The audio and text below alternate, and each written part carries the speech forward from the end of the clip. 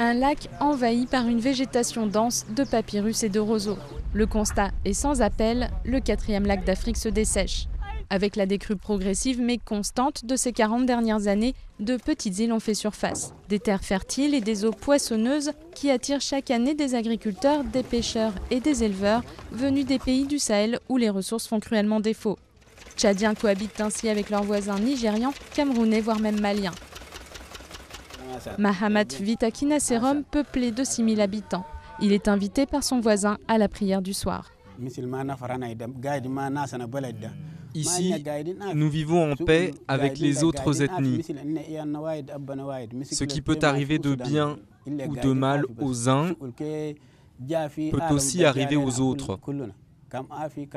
C'est pour cela qu'il faut rester solidaire. Solidaires, pourtant, les eaux du lac sont bien moins généreuses que par le passé. Les nouvelles populations insulaires ont quadruplé pour des ressources qui ne font que diminuer à vue d'œil. Pour éviter la surpêche, le gouvernement a décidé en 2008 d'interdire les filets à petite maille. Pour les pêcheurs qui revendent leur production au Nigeria et alimentent les marchés de la capitale, il est de plus en plus difficile de trouver du poisson. Fait rarissime cette année, la pluviométrie a été exceptionnelle. Et contrairement à ce qu'on pourrait croire, cela a rendu la pêche encore plus difficile. Il y a trop d'eau et les mailles de nos filets sont trop grosses.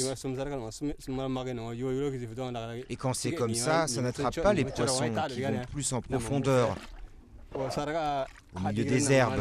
Il faut attendre, c'est tout. Oumar et ses compagnons rentreront bredouilles.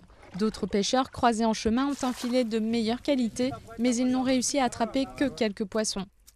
De tout temps, les habitants se sont adaptés à la vie du lac, entre crues et décrues. Mais cette année, ils craignent de ne plus pouvoir gérer la situation si les eaux continuent de monter. Dans l'eau, on trouve difficilement quelque chose. Et quand l'eau monte, nos terres cultivées sont inondées.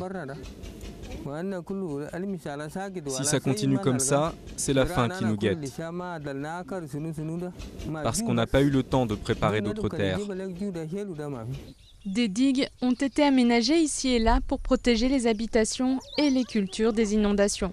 Mais malgré l'évidence de l'assèchement qui progresse sous leurs yeux, les habitants restent persuadés que leur lac ne disparaîtra jamais.